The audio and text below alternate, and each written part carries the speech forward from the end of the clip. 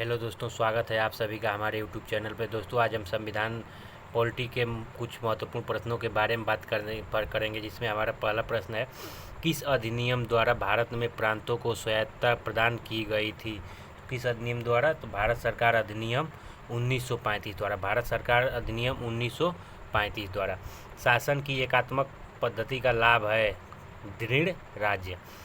जिस संविधान सभा द्वारा भारत के संविधान का अधिनियम किया गया उसके सदस्य थे, तो विभिन्न प्रांतों की विधानसभाओं का द्वारा निर्वाचित। कौन थे? विभिन्न प्रांतों की विधानसभाओं द्वारा निर्वाचित सदस्य थे। ठीक है। अगला हमारा है, भारतीय संविधान में आपात उपबंध कहाँ से लिए गए हैं? तो भारतीय संविधान में आपात उपबंध भारत सरकार अधिनियम 1935 द्वारा उपबंध लिए गए हैं। ठीक है।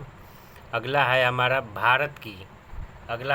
भारत की संविधान सभा का अध्यक्ष। भारत की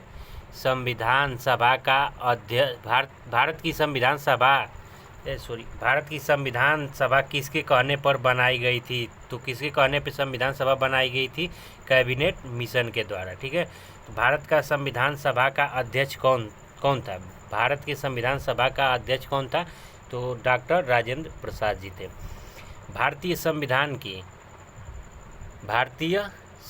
की प्रस्तावना में किस प्रकार के न्याय की बात की गई है? भारतीय संविधान की प्रस्तावना में किस प्रकार के न्याय की बात की गई है? तो सामाजिक, आर्थिक, राजनैतिक न्याय की बात की गई है। ठीक है। अगले प्रश्न की तरफ चलते हैं दोस्तों। अगला है हमारा, संविधान की प्रस्तावना में भारत को किस रूप में घोषित किया गया है? तो संविधान की प्रस्तावना में भारत को एक प्रभुसत्ता संपन्न तथा समाजवादी, पंथ निरपेक्ष और लोकतांत्रिक गणराज्य के रूप में घोषित किया गया है। ठीक है। अगला हमारा है, भारत पूर्ण संप्रभु लोकतांत्रिक गणराज्य कब बना? तो भारत पूर्ण रूप से संप्रभु लोकतांत्रिक गणराज्य 26 नवंबर 1949 को बना था। 26 नवंबर 1949 बना था। संविधान की उद्देशिका का संशोधन कितनी बार किया गया है? संविधान की उद्देशिका का संशोधन कितनी बार किया गया है? तो एक बार किया गया। कितनी बार? एक बार किया गया। आगे चलते हैं दोस्तों। भारतीय संविधान में संघीय शब्द का प्रयोग कहाँ पर हुआ है?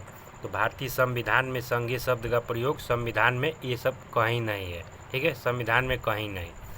अगला हमारा है, भारतीय संविधान के अनुच्छेद 1 में यह घोषणा की गई कि इंडिया अर्थात भारत ... क्या है? तो हमारा है राज्यों का संघ है। ठीक है। अनुच्छेद 1 में भारत, इंडिया यानी भारत राज्यों का संघ है। किस अनुच्छेद में इंडिया को भारत भी कहा गया है? किस अनुच्छेद में इंडिया को भारत भी कहा गया है? तो अनुच्छेद 1। अगला प्रश्न है, भारत में किस प्रकार का संघवाद देखा जाता है? ठीक है। भारत में किस प्रकार का संघवाद देखा जाता है? तो भारत में संघ बनाकर राज्यों का गठन करना। ठीक है। भारत में संघ बनाकर राज्यों का गठन करना। भारतीय संविधान कब लागू हुआ था? प्रश्न हमारा अगला है, भारतीय संविधान कब लागू हुआ था? तो भारतीय संविधान 26 जनवरी 1950 को लागू हुआ था। ठीक है। पूर्ण रूप से 26 जनवरी 1950 को लागू हुआ था। भारतीय संविधान की रचना के समय संविधान सभा का संवैधानिक सलाहकार कौन था? भारतीय संविधान की रचना के समय संविधान सभा का संवैधानिक सलाहकार कौन था? तो BN राव थे। कौन थे? BN राव। अगला प्रश्न हमारा है, सरकार की किस प्रणाली में द्विसदन पद्धति एक अनिवार्य लक्षण है? सरकार की किस प्रणाली में द्विसदन पद्धति एक अनिवार्य लक्षण है? तो संघीय प्रणाली। कौन सी है? संघीय प्रणाली। ठीक है। भारत एक कौन सा देश है? तो भारत एक लोकतंत्र देश है। ठीक है। भारत एक लोकतंत्र देश है। भारत में एकल नागरिकता की अवधारणा अपनाई गई है। भारत में एकल नागरिकता की अवधारणा कहाँ से अपनाई गई है? तो इंग्लैंड से अपनाई गई है। कहाँ से? इंग्लैंड से अपनाई गई है। संविधान का कौन सा भाग नागरिकता के प्रावधानों से संबंधित है? संविधान का कौन सा भाग नागरिकता के प्रावधानों से संबंधित है? तो भाग 2। कौन सा है? भाग 2। अगला प्रश्न है हमारा, भारतीय संवाद निकट है कनाडा के। भारतीय संवाद निकट है, भारतीय संवाद किसके निकट है? तो कनाडा के। हमारा कौन सा हो जाएगा? कनाडा के। ठीक है। भारतीय संविधान ने भारतीय महासंघ की योजना किसके संविधान से ली थी? भारतीय संविधान ने भारतीय महासंघ की योजना किसके संविधान से ली थी? तो कनाडा से ली थी। ठीक है। अगला प्रश्न हमारा है, भारत के संविधान का निर्माता किसे माना जाता है? भारत के संविधान का निर्माता किसे माना जाता है? तो डॉक्टर भीमराव अंबेडकर को। किनको माना जाता है? डॉक्टर भीमराव अंबेडकर को माना जाता है। ठीक है दोस्तों, जय हिंद। फिर मिलते हैं अगले प्रश्न में।